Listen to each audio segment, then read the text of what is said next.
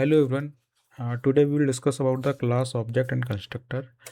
As part of this module, we will see what is class, object, difference between class and object, what is constructor, what is this keyword, the difference between stack versus heap memories, the object creation process, and we have some coding example as well to understand the process of creating objects. So I think this is pretty much we have discussed in our earlier class the difference between class and objects, right? So class you can assume as a blueprint. Blueprint is like is a process to generate a n number of objects from that blueprint, right? So before creating a object, we have to first think about the properties of that object and what kind of action that object can perform. So all those things comes as a part of blueprint, and we are saying this is a class. So for example, if you talk about the student, right? So if you have to write a student class in Java, so you have first to think about what kind of properties a student carries, right? So as a student should have name, age, roll numbers. They also have their address, the college where they are studying, and the course uh, what they are opt for, right? And behavior likes to display the student, the score student can occur on the semester wise. So all those things we can put in a class, and from that class we can generate a n number of objects. As you can see in this slide, the student class have three objects like student 1, student 2, student 3, and all three students object have their own properties, like name as a John, name as a Alice, name as a Bob, right? So all students have their own name, their own age, and their own roll numbers, right? So just to see this in a coding example, let's move to one of the IDE. I am using Spring Tool Suite here. You can use Eclipse, IntelliJ, or some other IDE to create a Java project, right? So let's start our first Java project. So you just need to create a Java project and put some kind of project name. So let's say I'm naming as my first Java project, right? I'm using Java 17 version. You can use any of the version, but I recommended I use always a Java version more than 8, right? So let's create it, and then we are talking about the student, so let's create a student class as well, right? So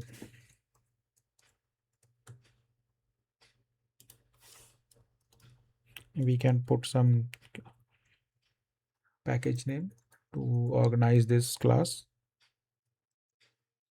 We will talk about the naming conventions later in further modules about the package naming conventions, the class naming conventions.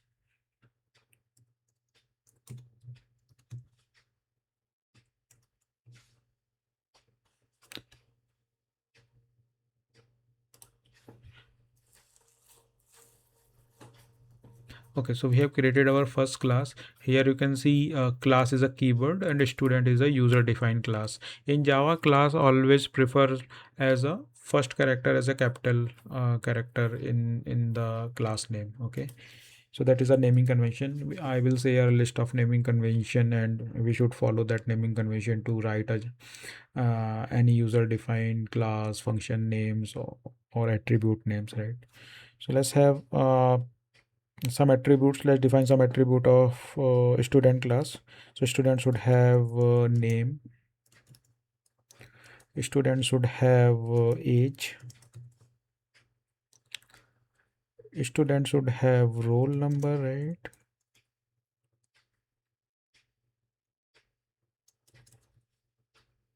And student should have address. So right now I'm just taking as a for simplicity, I'm just taking a city, we can extend this functionality later on. And student also have the college, right?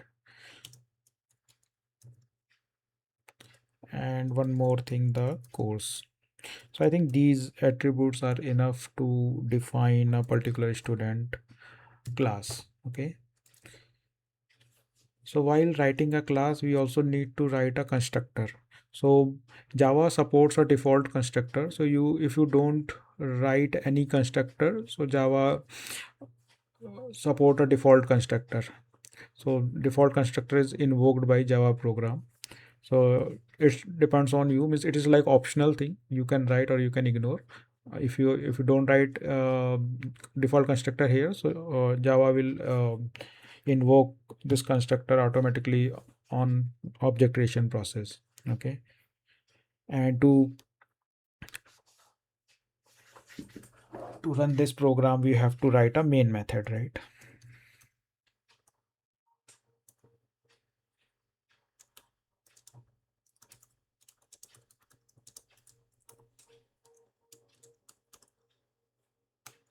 And main method always take a string or arguments as a array. We will discuss these things as well in detail later on. Now let's say we have to create a first object. So there is a new keyword in Java which used to create a class object. Okay, so let's say we have a student class and we are going to create our student object. Let's name it student1 or st1. Okay, now we have to assign the value to class variables.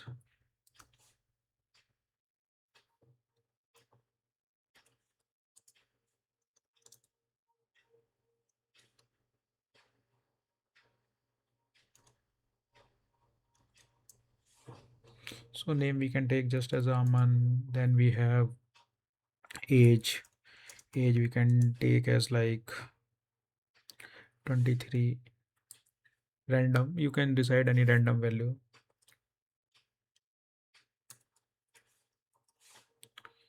And then we have roll num.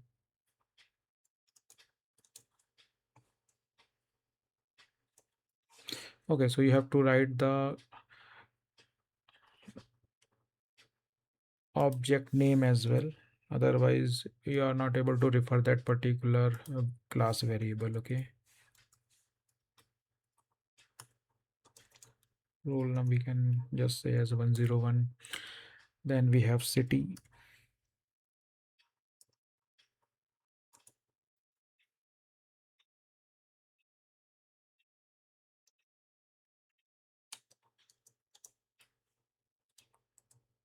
Let's say Delhi.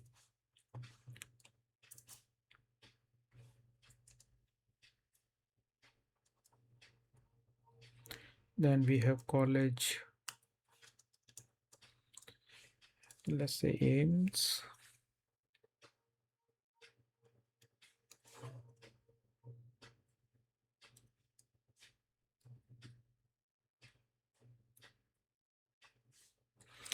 And course we can write as like MBBS, right?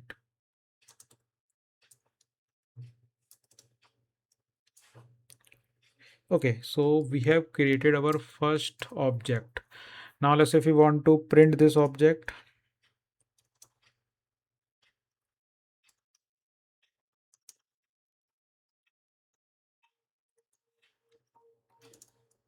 so just need to write a system.out.println, and our student is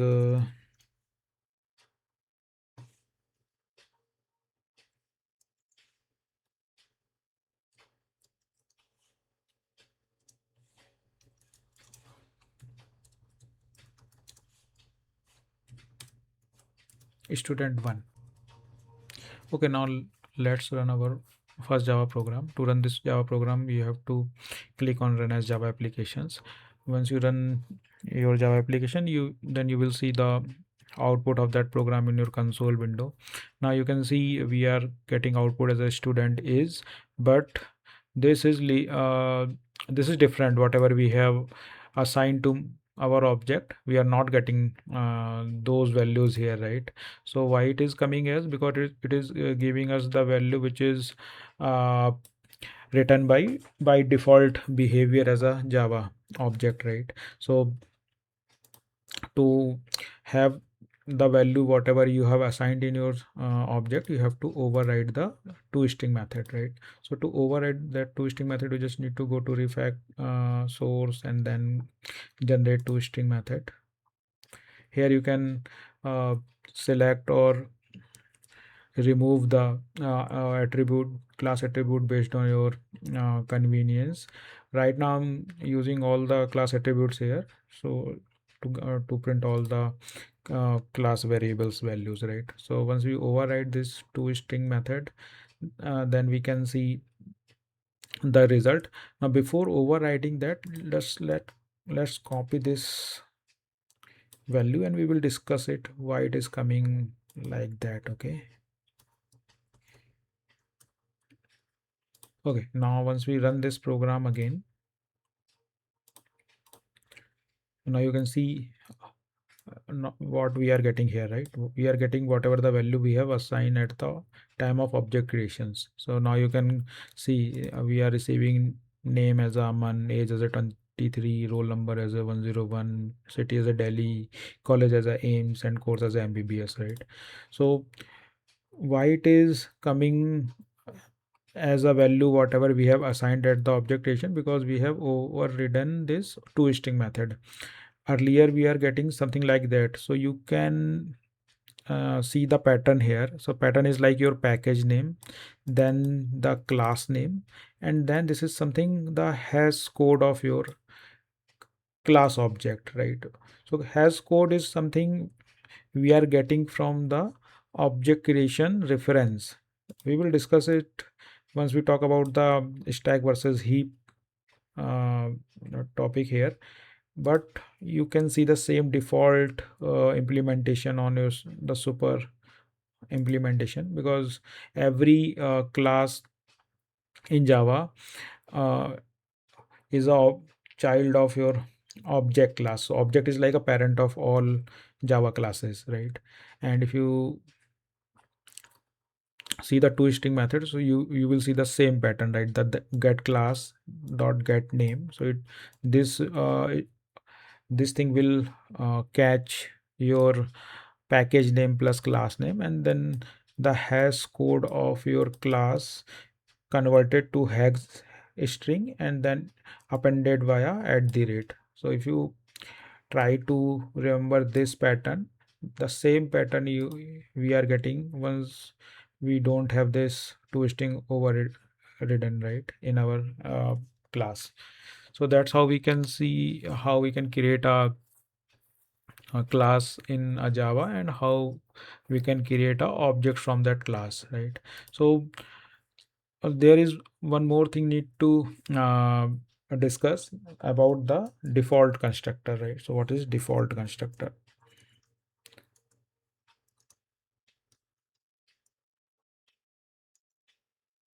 So default constructor is like an optional thing. If you don't write a constructor, so Java assume there is a default constructor is written. And so to prove this, we just write a default constructor here, right?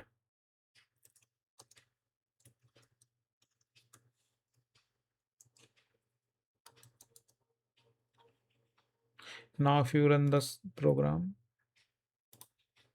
you will get the same values, right? So if you don't write this, Java will assume this is already written, right? So if you talk about the process of running a Java class, so this is like your syntax, right? In Java syntax, once you compile it, then it will generate a byte code, right? And that byte code is going to run and generate the output of that code, right? So if you don't write a default constructor and compile the code, then Java will assume that if there is a no default constructor written, it will add a default constructor before generating a bytecode. Okay, at the bytecode generation time, and then that bytecode is going to run and generate a output. Okay, so this is like kind of optional thing. You can ignore it or you can write it, but in some other concept, it is a mandatory to write a default constructor. We will discuss this thing in later classes, where we will see why default constructor is important. Okay, now move to another part of constructor, which is known as a parameterized constructor. So parameterized constructor, you can pass all the class variable there. Okay, so there is a benefit of using id. You if you have good idea about the id shortcuts, so you don't need to write the code, all the code from your own. So you can take a help from ids to generate a code directly from the IDs, right? So let's say if I want to generate a default constructor, so I can go to source and then generate a default constructor using field, and here I can decide how many fields I can put there as a constructor, parameterized parameterized constructors, right? So once you click the constructor, it will automatically generate your parameterized constructor. Now parameterized constructor means you are passing all the class variables here, like you can see the name, age, roll number, city, college, course, right? And these parameters need to assign the class variables. So the class variable always refer as a this keyword. So this keyword refer for my current object. So you can see this difference, right? If I'm clicking the name, right, so you can see this name matches to this name, right? So but not matches to my class variable. But once I click this dot name, then you can see my this dot name matches to my class variable, right? So you can clearly see the difference. Why we have to write this dot name? This dot name means this it will always refer to my current object. So in current object, you can see there are three names highlighted, right? The class variable name, the constructor name, and the name which we are passing at the time of object creation. So assume if I am writing another object, student 2, and then I am writing student 2 dot name, then student 2 dot name will be this dot name, not this one, this name. Okay, this parameter name. So that's how this always refer to your current object, not the value which is coming from your constructor. Okay, so that is the difference. So if you clearly see, if I'm clicking on the age, so this age will always refer to my parameter age, and this dot age always refer to my class variable plus the current object value. And one of the benefit of using constructor parameter, you don't need to write multiple lines of code to create a Java object. You can write a single line to create a Java object. How? So we can see here. So just need to write student 2, let's say stu2, and then you have a choice which we have two constructor, right? One is the default constructor, one is a parameterized constructor.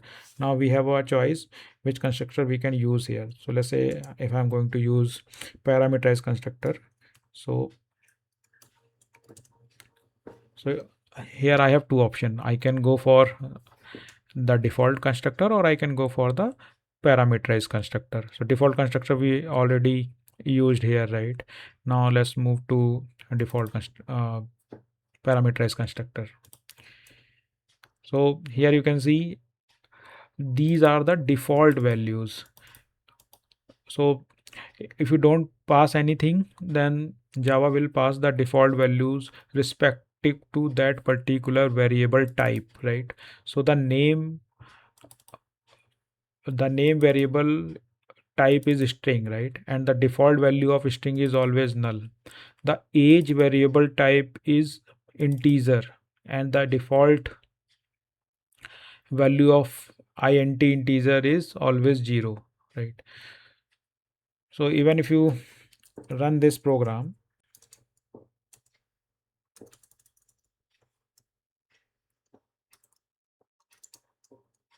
now let's print the student too.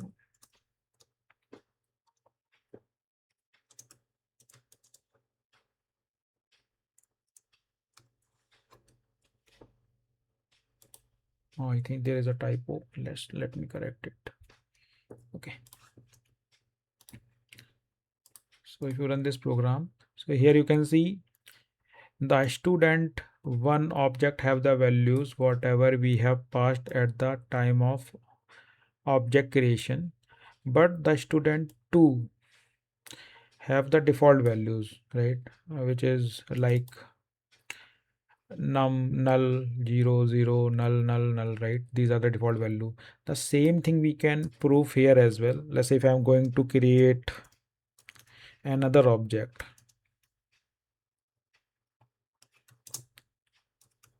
st3, right? And this time I'm going to use default constructor,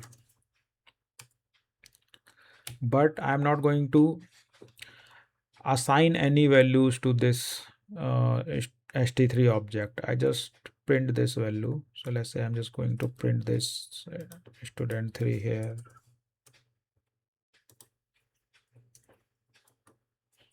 and if you run this, so here you can see the student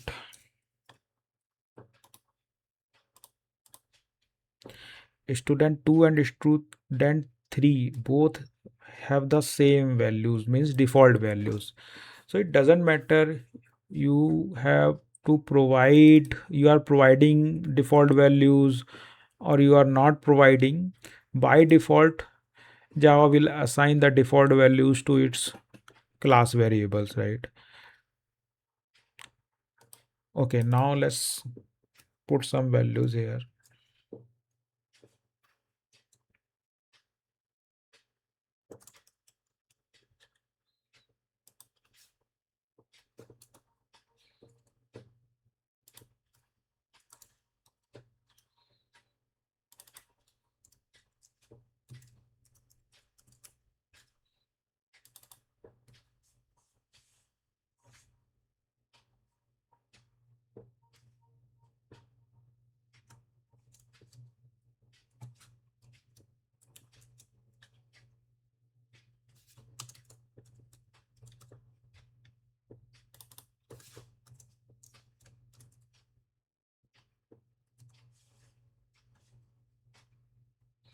Okay, so let's assign some values to this particular object, and now we can see the output.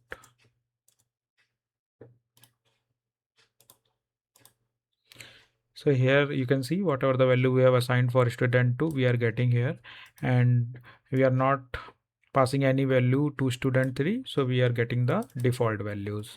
Okay, so this is like pretty much what I want to discuss about this particular class. So how we can create an object, what are the default constructor, what are the parameterized constructor, uh, how we can create object in different ways. If you are using a default constructor, then you have to pass the class variable values explicitly, and if you have the parameterized constructor, so you can create a object within a single line, right? So you can pass all the values within that constructor parameters. And if you don't pass anything to your class variables, so Java by default pass the default values respective to that variable type. Okay, so till now we have discussed how we can create a Java object, and what is the difference between class and object. So class is like a blueprint, and from that blueprint I can generate the n number of object. Okay, so you can see here we have a difference, clearly see the difference between class and object. So as a definition, class is a blueprint or template for creating your object, while object is a real instances of a class, right? So nature is like, this is a logical entity, it is a physical entity. Purpose is like defined structures, and behaviors represent data and performs actions. Then created by the developer, created at the runtime using new keyword. So basically the blueprint is always created by the developer, as we discussed in our first class, where the in a housing project, where blueprint is always created by a developer, architects, and then once that blueprint is compliant or looks okay, then we can create a object and generate the values from that object. Then memory, if you talk about the memory, so there is no memory allocated at the object at the class creation, but as soon as you create object from that class, the memory is located in the heap. Okay, and you can see that example, like class can be written as a class keyword, and object can be written as a new keyword. So these are the two keywords involved in class versus object. So class is always referred from the class keyword, and object is always referred from the new keyword. As a part of object creation process, you can see the full step-by-step process of object creation here. So as we written the student class in our code, right? So it is a similar kind of code structure presented here. So as soon as Java encounter a new keyword, the object creation process will start, and this new keyword will start the object creation of that particular class, where the constructor of that class invoked, right? So this new keyword invoked the constructor of that class. So here you can see the student class. So as soon as new keyword comes, the constructor of that class has invoked the memory allocated in the heap. So here you can see we have two type of memory, stack memory and heap memory. So object creation always happen within the heap memory, and then all the class variable initialized with their values. For example, the name as John and age is 20, of initialize those class variable, and then that object created in the heap, and that object have their memory address, and that memory address known as a hash code, and that hash code is now refer to that reference variable as a student s. So here you can see the student s is your reference variable, which holds the address, or you can say hash code of your object created in heap memory. So this is the uh, process of object creation in Java. Okay, now once we talk about the summary of this class, so in this class we have seen the class object, the difference between the class and object. We have also seen the object creation process, and we have one demo where we have created a student class and with their object. We have also seen the difference between this keyword, uh, and we also seen the difference between parameterized and default constructor, right? So let's end this class today, and in next module we will discuss about the encapsulations and abstractions. Thank you everyone.